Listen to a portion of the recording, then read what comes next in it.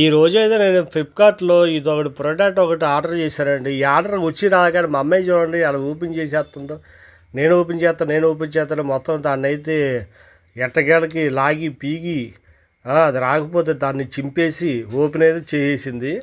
అది చూస్తే అది ఏం లేదండి, క్లాత్ టైప్‌లో ఒక పేపర్ టైప్ అనమాట అది.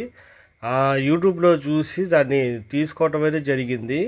అది వచ్చి రాగానే మా అమ్మాయి మాత్రం దాన్ని ఓపెన్ చేసి దాన్ని మొత్తం పరిచేసిందనమాట. అదేంటంటే క్లాత్ టైప్‌లో టిష్యూ పేపర్ టైప్‌లో ఉండిద్దనమాట. క్లీనింగ్ చేసుకునే దానికి అది మన ఒక్కొక్క పీస్ వచ్చేసి 100 టైమ్స్ దాన్ని యూజింగ్ అయితే చేసుకోవచ్చు.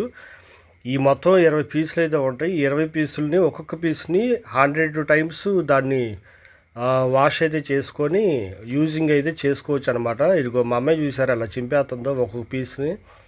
ఆ పీస్ని అలా చింపేసి దాన్ని మనం వాటర్లో కడిగి మనం ఇదిగోండి డిష్ పేపర్ ఇలా ఉంది కదా, దీన్ని మనం వాటర్లో ఇలాగా తడిపెట్టేసుకొని అది క్లాత్ లాగా ఉండిద్ది అది. దాంతో మనం శుభ్రం చేసుకున్నాక మళ్ళీ అలా కడిగేసుకొని దాన్ని అయితే అలా ఆరబెట్టేసుకోవచ్చు.